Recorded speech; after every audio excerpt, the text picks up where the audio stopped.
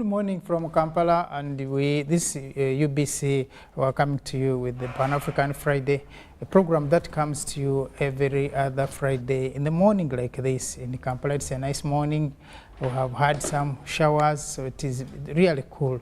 And I think it is the rest of the country that is still as the weather of Uganda, which is also a blessing for us to be able to cultivate and have enough food in our homes. As usual, we come to you with this program on Friday, a Pan-African Friday that looks at issues that are of pertinent importance to the people of Africa, the people of this continent, those who are outside this continent. We discuss issues that really matter to us as the people of Africa, and also we in most cases encourage you to send us your views where you feel or can make a better contribution for the continent or for this continent of the African people. As usual, in the studio, I'm always having my co-panelists, Rachel Takali and Ndugu Irumba. Apparently, we normally sometimes have Ndugu Rugarama. Rugarama has been absent for a few weeks now. I know, being a counsel, he must be having many of his assignments with his customers and his clients, so I think he's held up most of these mornings. We're either going to court or having them assisted. But as today, today with three of us, Ndugu Irumba and Rachel, and we'll be looking at a number of issues, especially the issue of the conflict in the Arab world, the Palestinian and the Israel conflict, and how, as the people of Africa, affected. Of course, we'll be learning lessons from there and also be citing certain examples that are of interest to the African people, particularly at this time of the conflict. Now, as usual, we normally begin our program looking at what has happened on this continent and of interest to any of us. So to do so, I think I'll begin with Ndugu Irumba to tell us what he has seen happen of importance to us as African people on this continent or beyond the continent, but with African connotations. Ndugu Irumba, please. Yeah, very good morning, comrades, and of course, thanks to my moderator here, Comrade Mututa, and Rachel Takali, my co-panelist. I think this week, one of the most, to me, one of the most important issues that are cutting across the world is what is happening in Gaza. The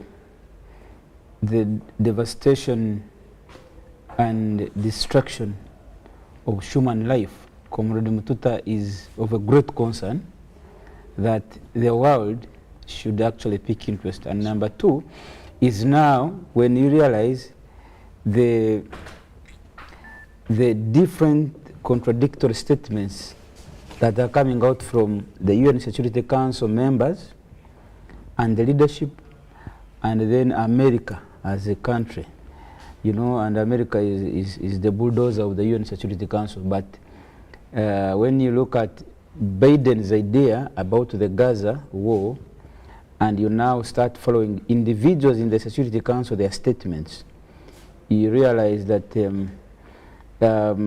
the joints are beginning not to hold. You know, it's kind of getting tricky, and everybody is now beginning to realize that maybe it was not a very good idea to allow Israel to kill with impunity people in Gaza, the Palestinians, because if you say, Mr. Mututa, that so and so has killed my person, and you also give him a leeway to go and double the killings, and you say you are a peacemaker, it makes a great contradiction. So for me, that's what actually caught my attention. And also wrap it up together with now America looks to be getting strained, because right now you realize that the international media and America are now overwhelmed by Gaza War, and the Ukraine is now kind of getting alienated from the world stage in terms of media coverage. And yet they have equally interests. When you look at the interests of America in the neighborhood of Russia, those are interests that they're not willing to let go. So you realize that now the Gaza War is eating into the media campaign that America has been giving to Ukrainian war. Okay. Yes, sir. Now, we're not talking about Cuba. Cuba. You will talk about it because you were there together. We were there together. Okay. Rachel? For me, one of the issues that has been of interest to me is the current effort by Kenya to boost its trade links with Angola. They have been having an arrangement. That trade has been building over the years, but at this time they have agreed to remove the visa requirement for residents of either country going to the other partner state in this case. And this comes close on the heels, of course, of the arrangement between DRC and Uganda to also remove visa restrictions. This is particularly important because Africa, which trades rather minimally within its own states, is attempting to actually change the equation, because when you consider trade links with other nations far afield, it's a tenuous relationship. The standards are rather impossible, the biases are even worse, and so on and so forth. So in a time when we don't have that much good news around these parts, that for me stands out this particular month or this particular week. Yeah, and this issue of trade restrictions in Africa, I think, is becoming a problem. Much as the blocs are trying to eliminate all of these restrictions, I think it has to be a bit fast. Yesterday, we were trying to do we have the ongoing summit in Congo Brazzaville. So we have the delegation, Uganda delegation there. Now we were trying to sort out some payments for the team which is there. Now we were being told that you can only pay in euros, or you can only make payment in francs, Central African something francs. And for us in Uganda generally, we are used to paying in dollars. No, and you know, sometimes I sat down back and I'm like, what are we up to in this on this continent? That even doing business, small business alone, and if we are going to pay in these dollars, of course now you have to pay dollars, translate in CF, francs. Someone somewhere is making a kill, is making a profit from that transaction, and that someone is not an African, some authority somewhere. So, and I've been thinking, maybe if it will go well, next week we could be having some discussion on the aviation of Africa, the number of years now, and you are thinking, when are we going to sit down? Because now we are going to we are in the East African community, and I like the people of the Central African bloc. For them, at least, they have put that as their currency, much as it is they are trading in a foreign currency, not a local currency. I wish it could have been a local franc, or not. Why franc? Some money, something. So this issue of trade on Africa, if it's not addressed now, we are still going to have more complications. But even then, I think no one is willing to move that fast, because whoever you would move fast will be curtailed. And we have seen issues now that have been in the Western Bloc, because France's influence in that area, these are all its former colonies anyway. So I think we need African currency, and the earlier we do it, the better. Otherwise, we're still paying allegiance and also paying colonial taxes indirectly to someone somewhere. And I think that was very crucial, Rachel. Now, for me, I was telling you, we were with Ndugu Irumba at the 60 years of Uganda diplomacy. Uganda and Cuba diplomacy, since I think we came to work together as countries. And a lot has happened. And, you know, Cuba is one other country which is not very common in African politics today. But I think for those who have been around know that there is a lot that sacrifices that Cuba has made, even amidst sanctions. And then of course, and we're also discussing it with Ndugu Rugarama and Irumba also, saying that maybe these sanctions have also something positive that they have brought to Cuba, that they have been able to look at themselves internally to see what they can do even amidst the hostilities of the West.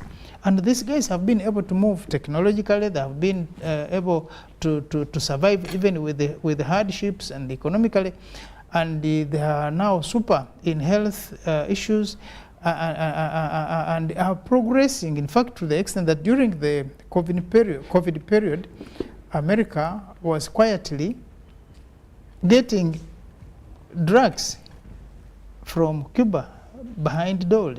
And then you could see that even with sanctions, we can do a lot. Now, Africa, we are more or less on sanctions, because unless we look within ourselves, like she put it, we may not be able to prosper, because someone somewhere has indirectly placed these sanctions. Either you are not going to be able to do this without doing that, you are not going to be able to do this without doing that. And within the week, someone comes up with the, this is not the travel warning, but an economic warning, saying that Americans should not be doing business in Uganda because the situation is that bad. And they were giving the human rights. Now you wonder. But when we were laughing about it, said, by the way, you can also count the few businesses that America has in Uganda, other than maybe some partnerships that are able to withdraw their business, and Uganda will collapse. But maybe when these things happen, it also gives us as Africans and Ugandans a chance to be able to look from within. Think outside the box. Exactly, that we can be able to survive without that support that we are getting from our friends. And those, they would be friends, or those who call themselves our friends. So some of these warnings are also a trigger, I mean, should be a sign that Africans need to work together. So if someone's not coming from somewhere to bring their money, we should be able to have our own money. For me, that was my week. So this week, today, we want to look at these conflicts that are going on, specifically the Palestine and Israel conflict. Do we as Africans have some lessons to learn from here? Does it affect us anyway? Until this morning, I heard that when Gaza was attacked, some two Africans, I think one from Tanzania and some other country, were among those who are taken as hostages, and now in the hands of the Palestinian group. And I think efforts are being made to have them released. So that's one way, but there are also many other ways that as Africans who have been affected and we are going to be affected with this conflict. And how do we see this now playing out in the new dispensation, the modern world, but we still can have all this? I think I'll pick from there, from Rachel, and then we move. Specifically, I think this, the Israel-Palestinian conflict, of course, is protracted, probably the most protracted as we talk in recent history anyway.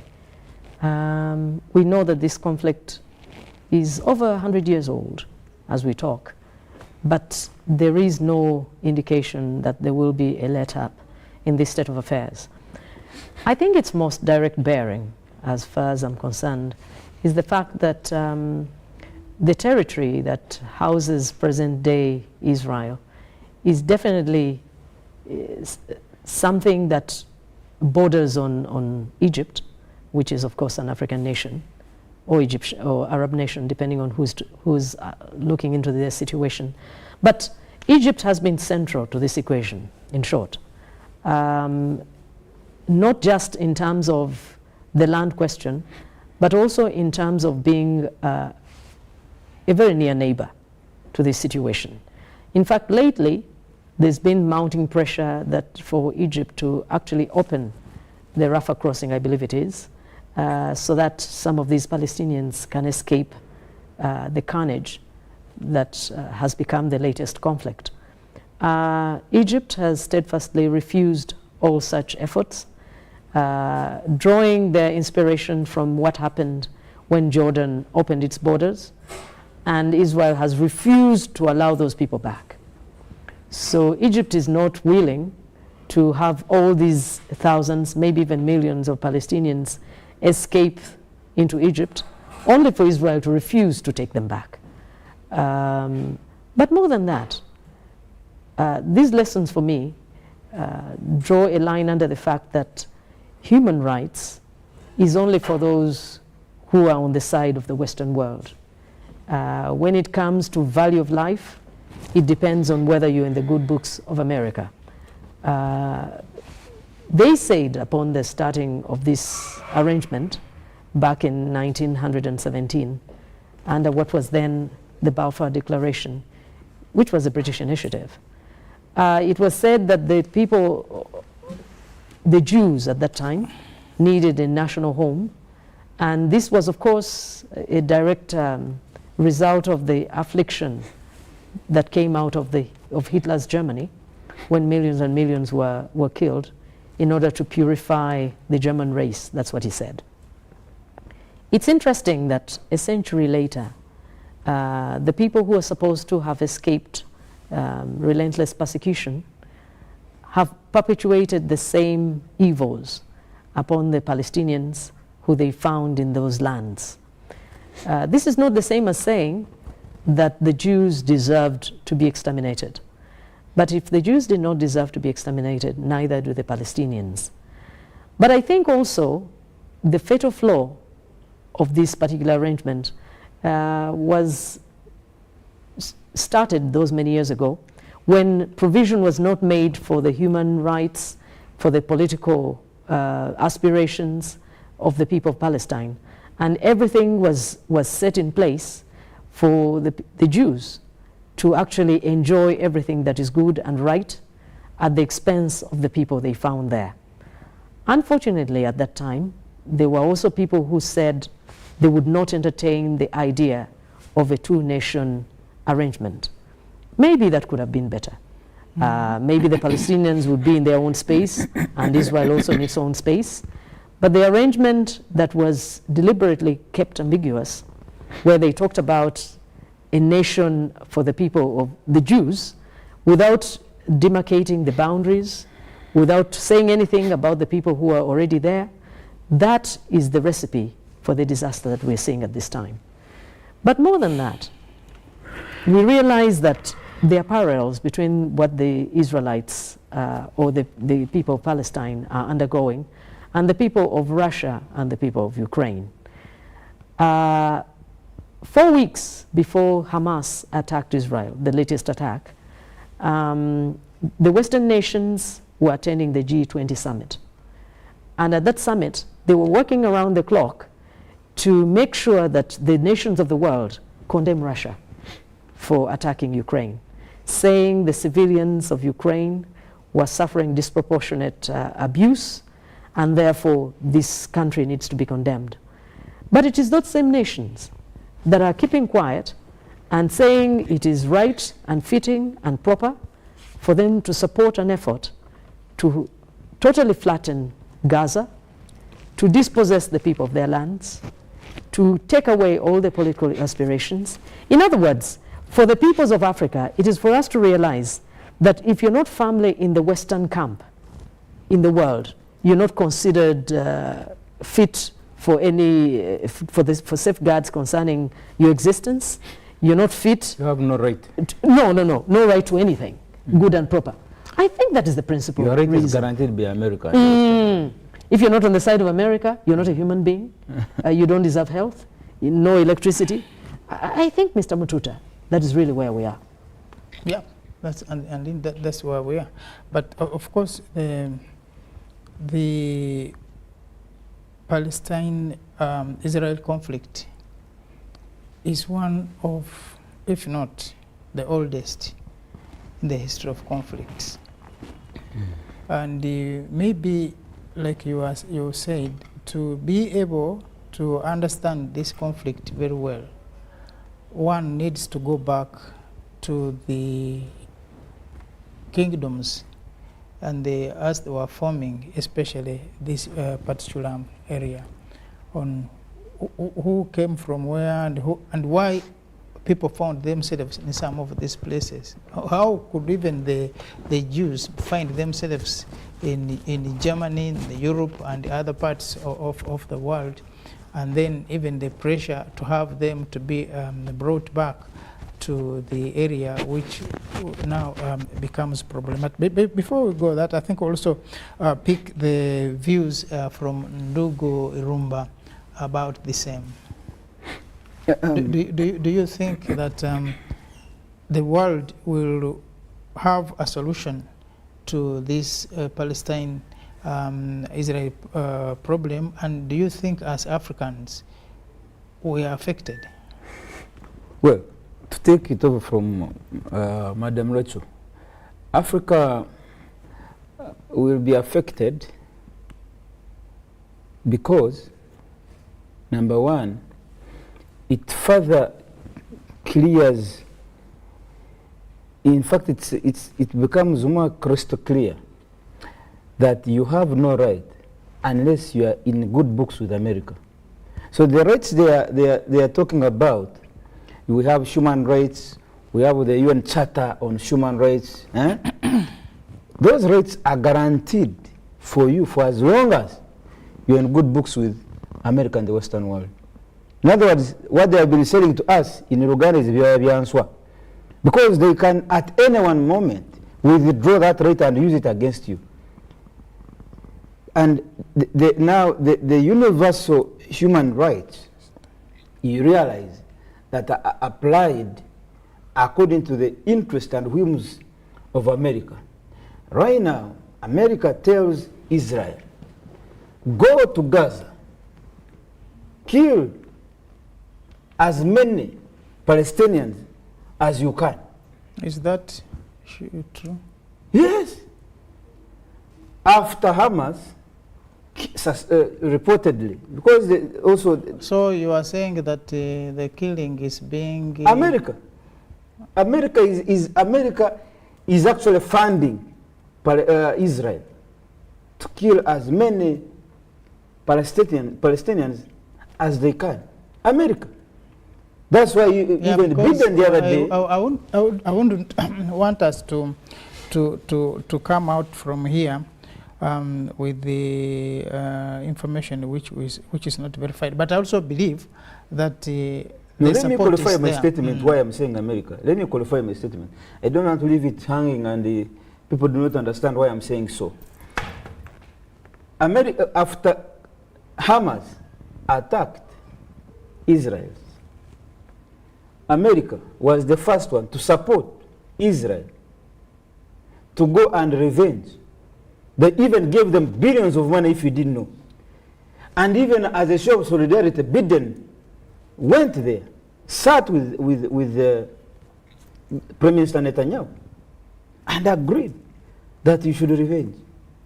That's why the hundreds of people they are killing, immediately these people were killed, Biden came to actually, try to downplay. They have a right to self-defense. That's what they've been saying.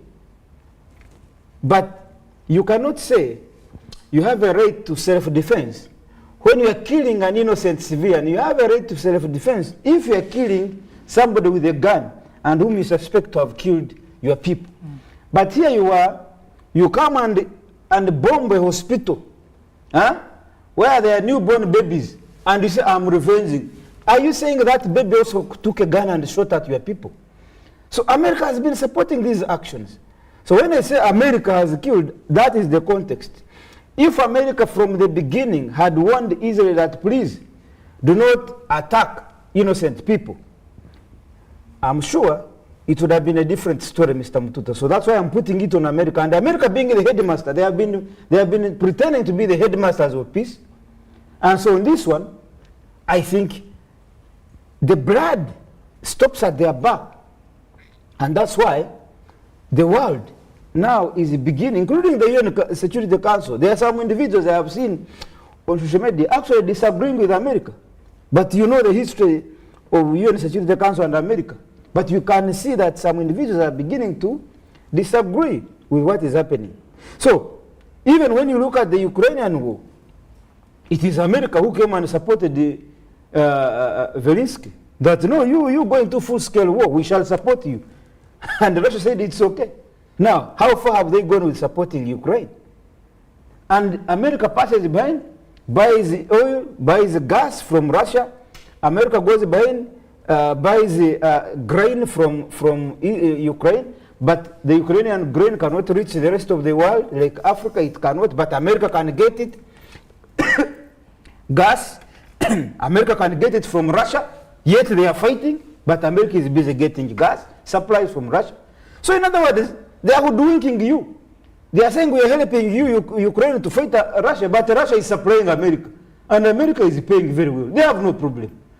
So the same applies to Israel.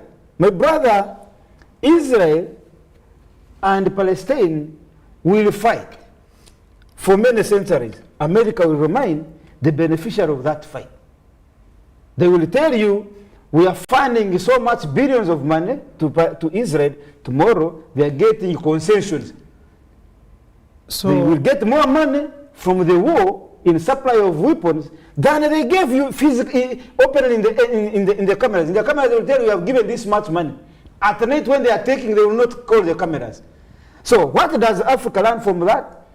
We should be careful with what the wars that are happening in Africa, and we look for the interests of America. What are the interests of America, and how do we bypass them? This is happening to Ukraine. America is now using Ukraine as a ping pong.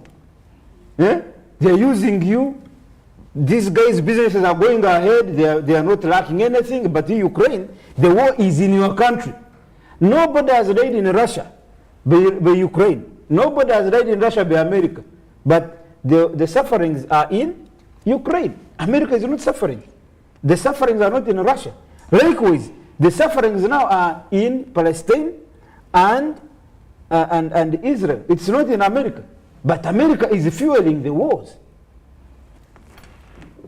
So now, from these struggles and from these conflicts, do we as of Africa see any benefit? There are no benefits. It's America benefiting. That's what I said. The only thing that Africa should learn is to prepare themselves and know that we as Africans, we do not benefit from these conflicts. Right from Congo to Congo to West Africa, the coups that are happening there. Still, the person who has overtaken another leadership right now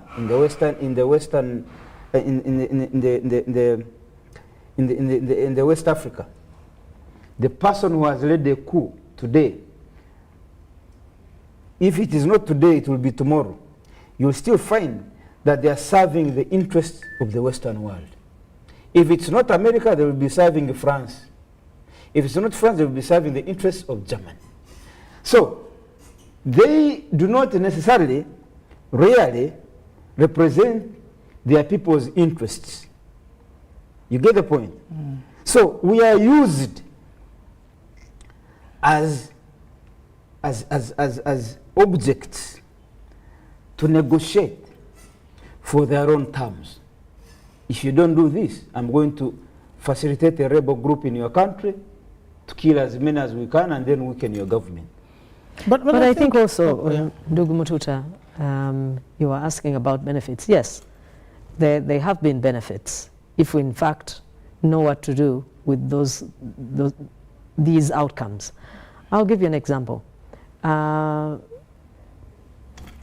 Because Israel has had an atmosphere where all its neighbors do not want it to exist, some are at different levels of denial, some like Iran at the most extreme end, they want them gone yesterday. Others want them at arm's length.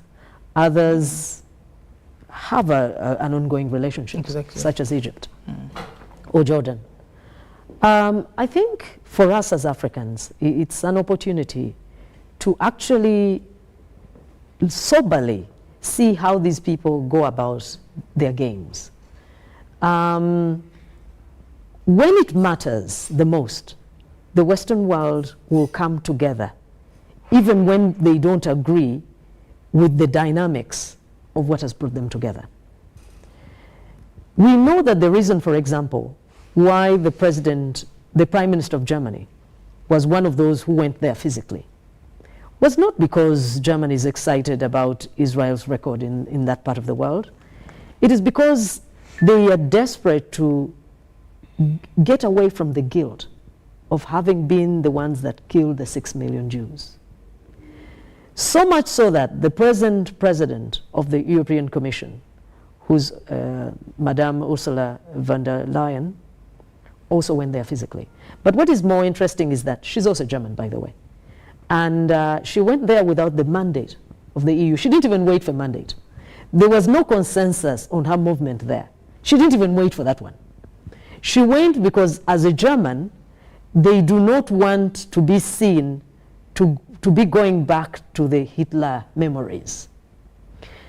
The others also have their reasons. Britain, because it's the one that championed and authored this arrangement. The arrangement of saying Jews from wherever you are, whether you're in South America or Europe proper or America, please, we have created a space, go occupy it. What happens to the people you found there, heaven knows, you go back. So Britain is safeguarding an arrangement. They started those many years ago. America is there because as the successor of Britain as the top nation in the world after World War II, they succeeded this arrangement and they swore to defend it at any cost. But it is not for nothing. I'm talking about the lessons that we can draw. In other words, if there are interests that bring us together as an African superstate, protect them with your life. It doesn't matter if you quarreled with Kenya yesterday. If it's a case of safeguarding the emancipation of the peoples of Kenya and you're in Sudan, defend it with everything you have. This is what these people have perfected. It is not that Britain champions everything America champions. But when it comes to preserving their place as the kings of this day and age, they leave every disagreement behind.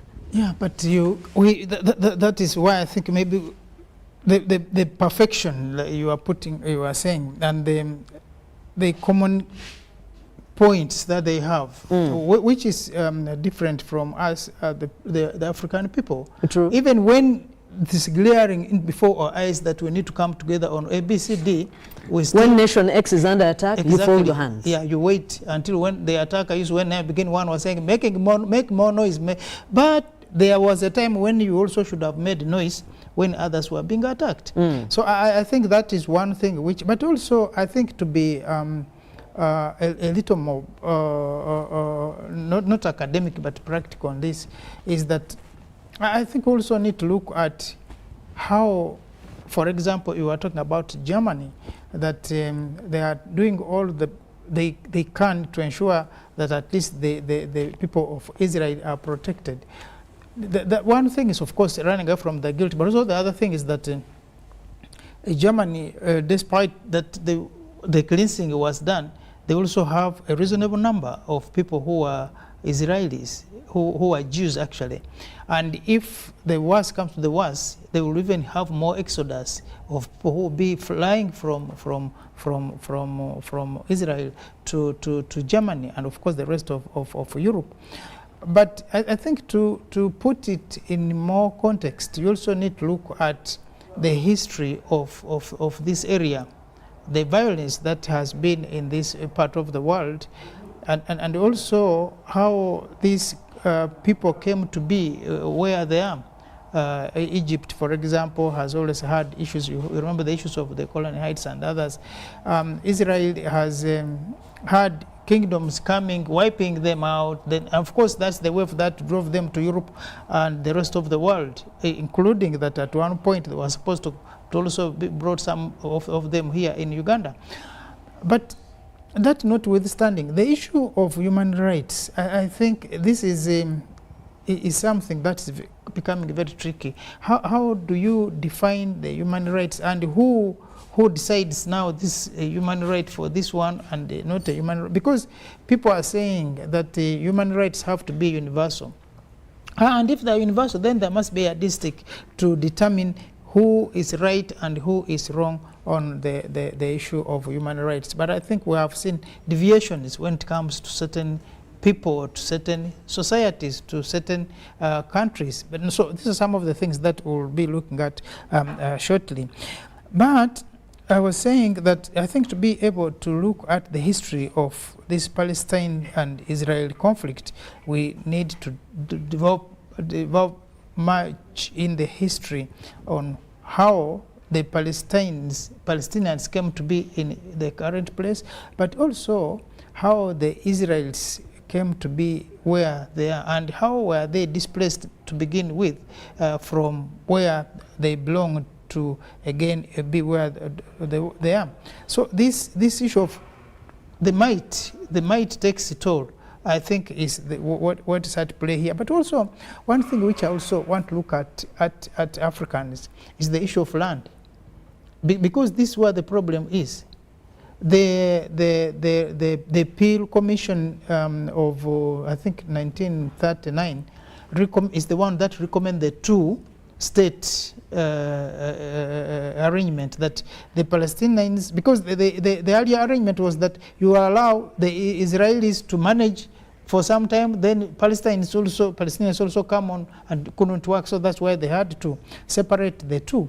But even as they did that, you realize this two-state thing has not worked, because again is what we are seeing, these attacks from one area into another one, another area into another one, because of control. Even the space that was allocated has been, if you look at the map here, you will see that this space is dwindling on one side and growing on the other side.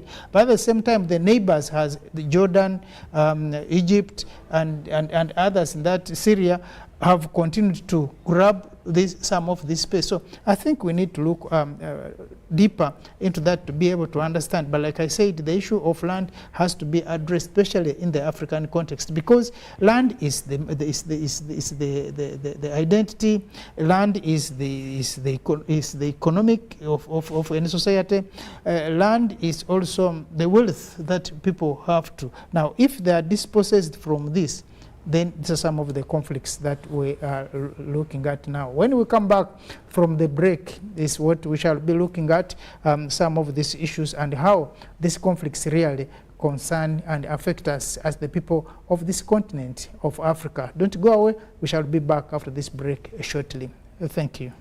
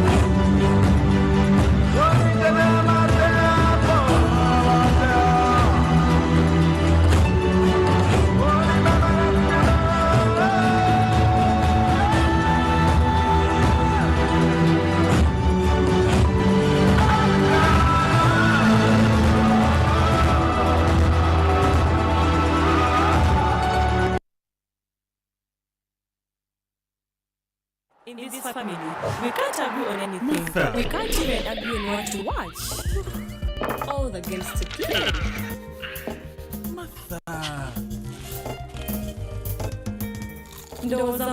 We can't even agree on what to eat. At least the one thing for now we can't all agree on is the soap to use. He likes that it's big and lasts long. Anti-economy. I like that it keeps my skin smooth after Alina ate shovu. And the children like that. It smells amazing. Everyone is happy. Movie soap comes in four fantastic flavors. Movie family soap is truly soap for the whole family. All day confidence.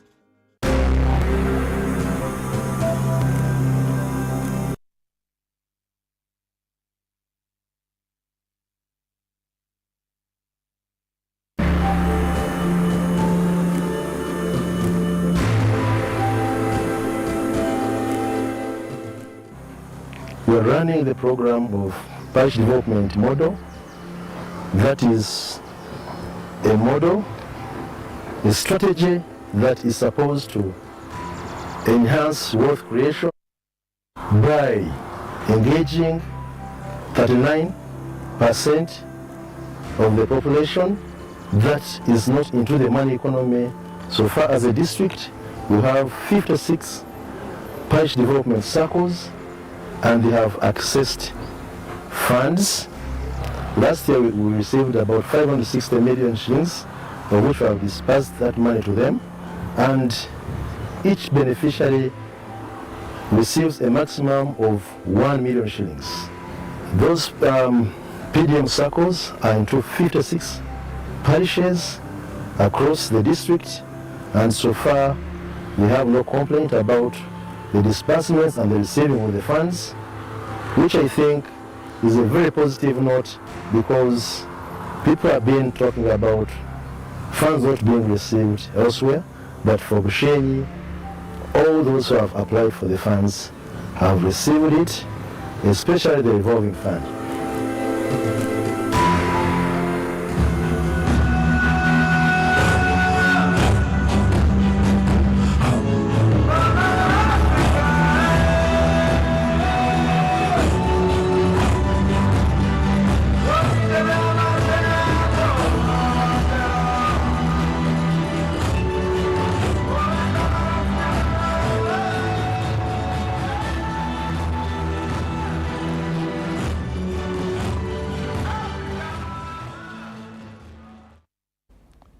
Yeah, welcome back. If you have just joined us, this Pan-African Friday program that comes to you every other Friday from UBC here in the heart of Kampala.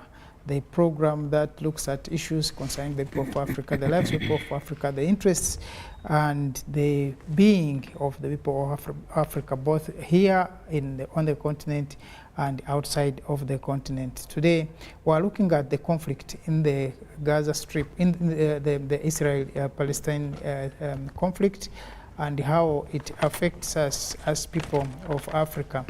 Before we went off the screen for the break, we were talking about the history of what it is that has brought us where we are, especially in this place of Israel and Palestine. Of course, the Israelis definitely were the people who were in this place. But because of the conflicts, and I like President Museveni on this, because he's been talking about the weak state. Now, if you are weak as a state, definitely you are inviting trouble. And because the Israelis were powerful in their time, but they were also weak as a state.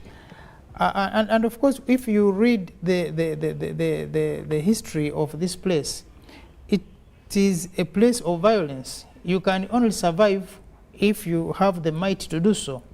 And that's why you need to have produced a lot of men to be able to defend your state. And if you didn't do that, then definitely your state will be wiped out. And we have seen Israel being wiped out by the Assyrians. We have seen Israel being, but so that is why we see now the Jews all over the place. They are in Europe, they are in some parts of Africa also. They had to come here. You remember when they were brought to Egypt. For a number of years, they stayed there, they were enslaved there because of the weakness of that state. But we now see other comers coming on board. But I think the world now